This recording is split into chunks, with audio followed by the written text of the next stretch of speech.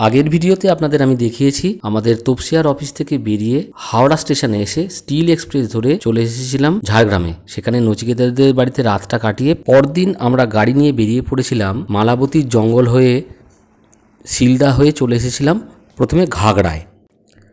ঘাগড়ার সৌন্দর্য উপভোগ করে আমরা চলে গিয়েছিলাম গাডরাসিনী পাহাড়ের ওপরে। সবাই মিলে দল বেঁধে আমরা উঠেছিলাম পাহাড়ের ওপর। পাহাড়ে ওঠার ক্লান্তি আমাদের মুক্তি দিয়েছিল খাঁদারানি ড্যামের জল। সেখানে আমরা স্নান সেরেছিলাম। খাঁদারানি ড্যাম থেকে আমরা চলে এসেছিলাম বাঁশপাহাড়িতে। সেখানে দুপুরের খাবার খেয়ে বেরিয়ে পড়েছিলাম মুকুটমণিপুরের পথে।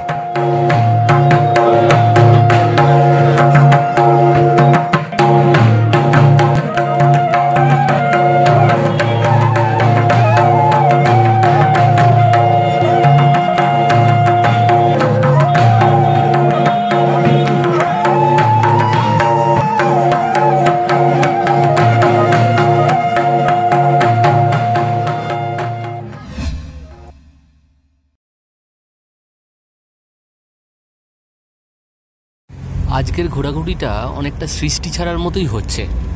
বাঁশপাহাড়িতে খাওয়া দাওয়ার পর আমরা বেরিয়ে পড়েছি মুকুটমণিপুরের দিকে। আসলে কোথাও যাবার নাই তো গাড়ি আছে, চলুন যাই। যেদিকে দু চোখ যায় সামনের রাস্তা চলেছে রানীবাঁধের দিকে, সেখান থেকে মুকুটমণিপুর।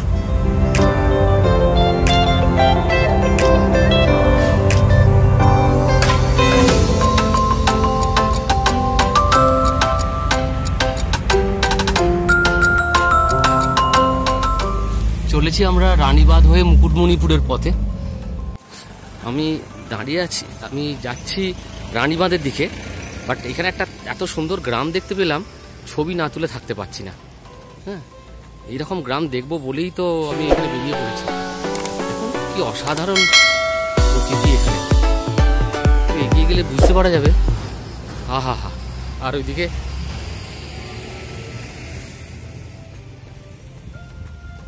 আমরা চলে এলাম মুকুটমণিপুর, পরিচিত জায়গা, সেই বাঁধে ঢোকার জায়গাটি। বাঁদিকে বাঁক নিলেই বাঁধে ঢোকার জায়গা।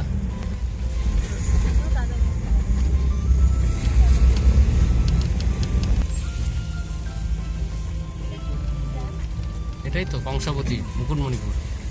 মুকুটমণিপুর টোল ট্যাক্স নিল 100 টাকা গাড়িটার জন্যে। এই হলো মুকুটমণিপুরের জলাধার।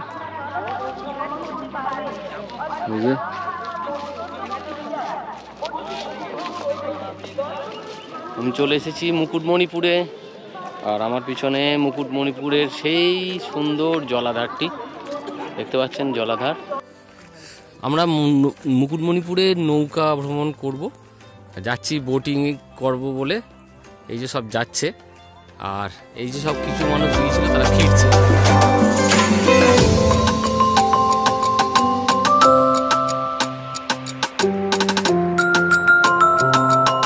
আগের বারে মুকুটমণিপুর ড্যামে চান করেছিলাম আমরা, এই যেভাবেই চানটা করেছিলাম। তো এবারে আমরা নৌকো ভ্রমণ করব, এই নৌকোতে যাব আমরা। অসাধারণ সুন্দর, চলুন যাওয়া যাক।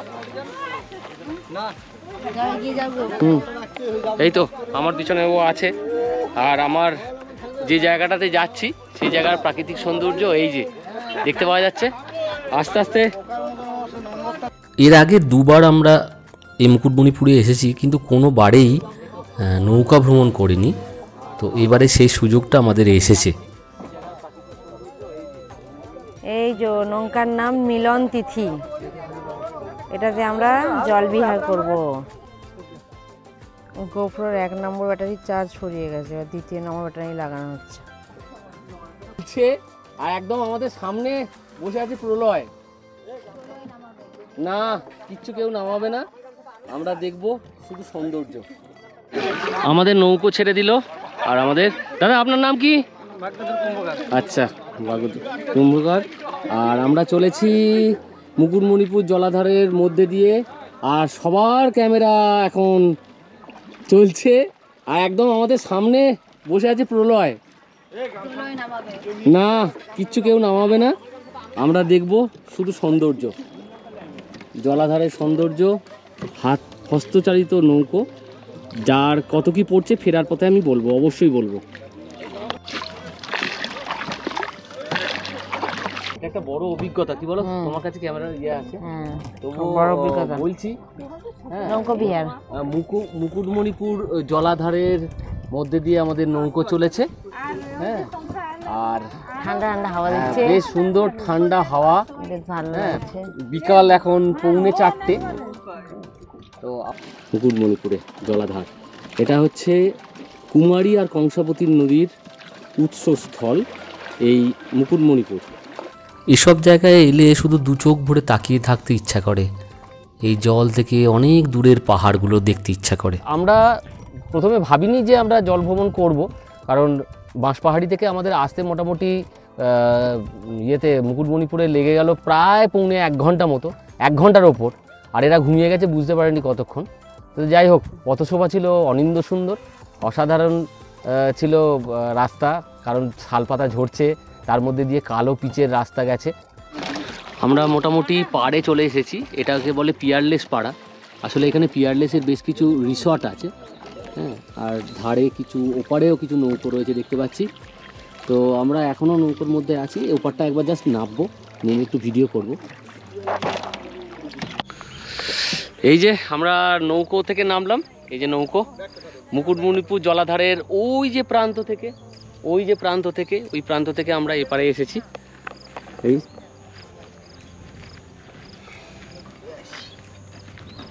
সাধারণ অভিজ্ঞতা আজকের জল ভ্রমণে।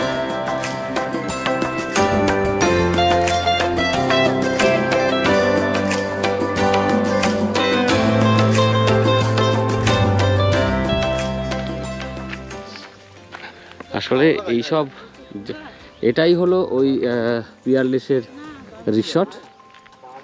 আর অন্য প্রান্তে আমরা এসেছি মুকুটমণিপুর জলাধারের। এই আমাদের ওইখানে নামছো না, আমাদের রোড ঘাটটায় আছে। মুকুটমণিপুর জলাধারের এই সৌন্দর্য, অপার সৌন্দর্য, ডালিনী যে দাঁড়িয়ে আছে না, আমরা এপারে এসে সেটা আরও বেশি করে ফিল করছি, এখানকার নিস্তব্ধতা। আর নৌকো করে এলে এই নিস্তব্ধতাটা আপনারা অনুভব করতে পারবেন। সত্যি বলতে কি, যে ওপারটাতে যে এখনও পর্যন্ত আওয়াজ হচ্ছে, সব সময় মাইক চলছে, এপারটা একদম কোলাহলহীন, একদম মানুষজন নেই, কোথাও নেই। তো দারুণ লাগবে যদি নৌকো ভ্রমণ করেন, দারুণ। আচ্ছা, আমরা জিজ্ঞাসা করছিলাম একজনকে, দাদা এই জায়গাটা তো সবাই বলছে পিয়ারলেস পাড়া, কিন্তু গ্রামটার নাম কি? গ্রামটার নাম ধগড়া। ধগড়া, ধগড়া পিয়ারলেস পাড়া, ধগড়া পিয়ারলেস পাড়া। যাই হোক, আসল নামটা জানা গেল। এই যে গ্রামটা, এই গ্রামটার নাম হচ্ছে ধগড়া পিয়ারলেস পাড়া। মুকুটমণিপুরের উল্টো দিকের পাড়ে আমি দাঁড়িয়ে আছি। আর এই যে নৌকো আমরা করেছিলাম, সেই নৌকোগুলোতে আমরা ওপার থেকে এপারে এলাম। এবার বলি, এই নৌকোয় পার হেড কত করে নিল? পার হেড মাত্র 50 টাকা করে নিয়েছে। তো তাহলে অবশ্যই মুকুটমণিপুর এলে জল ভ্রমণের অভিজ্ঞতাটা নেওয়া দরকার। চলুন তাহলে চলে যাওয়া যাক আবার ওপারে। আবার আমরা নৌকোতে উঠব। এই যে সবাই নৌকোতে উঠে গেছে, আমিও চলেছি নৌকোর উদ্দেশ্যে। এই ওপারের এটা বলি, অভিজ্ঞতাটা বলি, আমার দারুণ লাগলো জল ভ্রমণে। তাদেরকে ধন্যবাদ এখানে একটুখানি স্টে করার জন্যে। তো চলুন যাওয়া যাক আবার ওপারে। ইয়েস,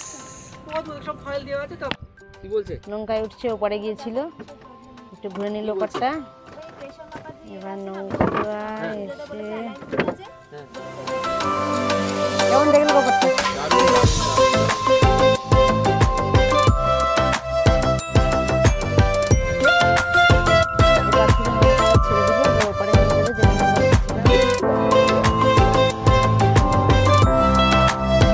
আমরা জল ভ্রমণ করছি কংসাবতী আর কুমারী নদীর মাঝখানে, মুকুটমণিপুর। কেমন লাগছে সবার? দারুণ, খুবই সুন্দর ওয়েদার, সুন্দর ভিউ, ভালো লাগছে। আর প্রথমবারের জন্য হিমাদ্রি আমাদের ভবঘুরের টিমের সঙ্গে ঘুরছে, বা প্রলয় ঘুরছে, বা তিয়াশা ঘুরছে। তাদের কেমন লাগছে? খুব ভালো, কারণ এর আগে আমাদের অভিষেক ঘুরেছে আমাদের সাথে। শুধু ভালো বললেই শেষ হবে না, মনে হয় যে সপ্তাহান্তে এইভাবে একবার বেরিয়ে পড়াটা বোধহয় প্রত্যেকের জন্য খুব জরুরি।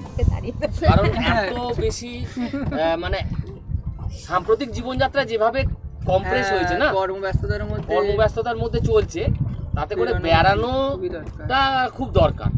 তো এইসব জায়গায় এলে কি করতে হবে, একটা গাড়ি নিতে হবে, গাড়ি বুক করতে হবে, আর চারিদিক ঘুরতে হবে শুধু, ব্যাস। আর এইরকম জল ভ্রমণ, আর এইরকম দাদা যদি আমাদের সঙ্গে থাকে হাত নৌকায় আমাদের পুরো এপারে নিয়ে চলে এলো। দাদা আপনার নামটা একবার বলে দিন। ভাগ্যধর কুম্ভকার। বাহ, আপনার ইয়েটা আমাদের খুব ভালো লাগলো। মুকুটমণিপুর ঘোরার ব্যাপারে আপনাদের বলি, যারা বাঁকুড়া হয়ে আসবেন তারা এই মুকুটমণিপুর ছাড়াও শুশুনিয়া এবং বিষ্ণুপুর দেখেও আপনারা যেতে পারেন।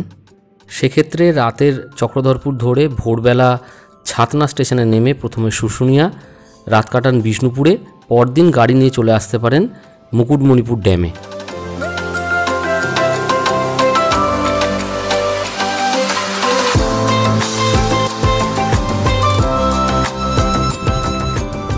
ক্রমশ আমরা পাড়ের কাছে চলে আসছি।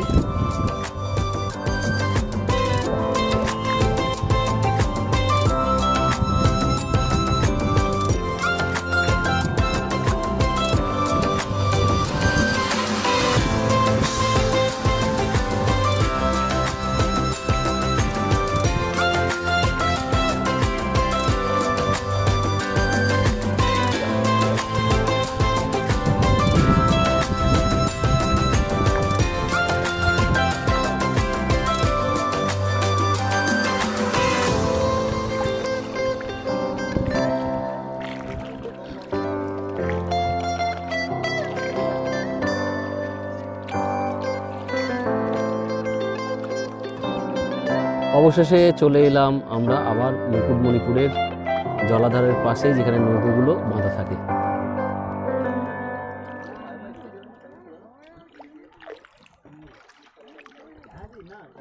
অবশেষে আমাদের জল ভ্রমণ শেষ হলো। হ্যাঁ, আরও মিলন তিথিতে আবার নতুন অতিথি উঠছে। মুকুটমণিপুর জলাধারের পাড় আপনাদের দেখাই। মুকুটমণিপুর জলাধারের ভিউ দেখাচ্ছি আপনাদের আমি পরন্ত বিকালে। আস্তে আস্তে সূর্যাস্ত হচ্ছে।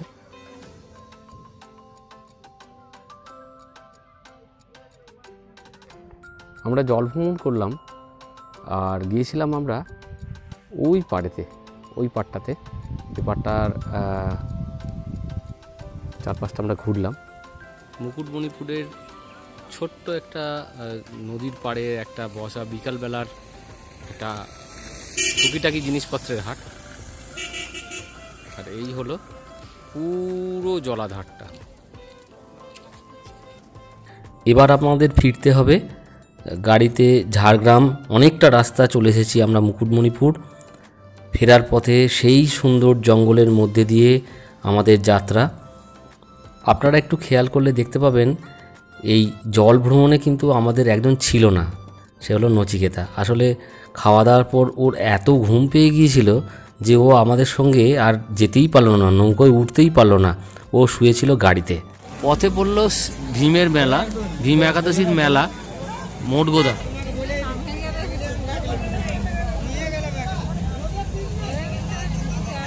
মোটগোদায় চলছে ভীম মেলা।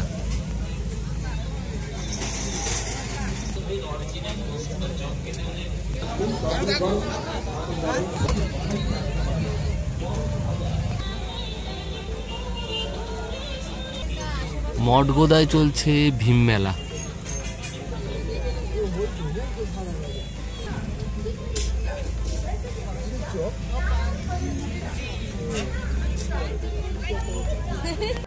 শিলদা শহরে হয়েছে ভীমের মূর্তি, আর ভীমের মূর্তিটা একদম চৌমাথার মোড়ের ওপর। এই যে আমি দাঁড়িয়ে আছি শিলদা শহরে, আমার পিছনে ভীম। আমি দাঁড়িয়ে আছি শিলদা শহরে, এটা চলে গেছে নারায়ণপুরের দিকে, এটা চলে গেছে শহর ঝাড়গ্রাম, আর এইখানে আছে এখানে পূজিত হচ্ছে ভীমের সঙ্গে আছে 4 পাণ্ডব আর মাতা কুন্তি ওপরে। দাদা পুজো হবে তো এখানে? হয়ে গেছে, পুজো হয়ে গেছে, মঙ্গলবার ছিল তো ভীম একাদশী। ওহো আচ্ছা আচ্ছা, ওখানে একটা মেলা বসেছে, মেলাটা দেখতে পেলাম।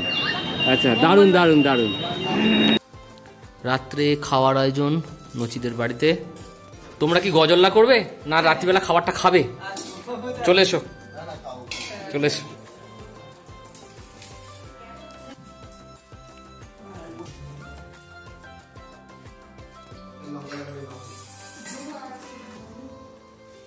রাত্রের খাওয়ার আয়োজন, সবাই বসে পড়েছি আমরা।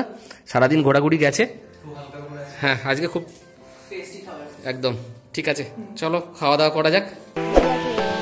আজকে সারাদিন ধরে আমরা ঘুরলাম সবাই মিলে। আমরা ঘুরেছি আজকে ঘাগড়া, গাডরাসিনী পাহাড়ের উপরে উঠেছিলাম। খাঁদারানি লেকে আমরা স্নান করেছি, করে আমরা বাঁশপাহাড়িতে খাওয়া দাওয়া করেছি, করে চলে এসেছিলাম মুকুটমণিপুর ড্যামে জল ভ্রমণ করে আমরা ফিরে যাব আবার ঝাড়গ্রাম নচিদের বাড়িতে। তো এই টোটাল ভিডিওটা, আজকের ব্লগটা আপনাদের কেমন লাগলো অবশ্যই সেটা জানাবেন। আমার ভবঘুরের দর্শকদের অনেক অনেক অভিনন্দন, শুভেচ্ছা। ভালো থাকবেন, সুস্থ থাকবেন। ভিডিওটা এখানেই শেষ করছি। নমস্কার।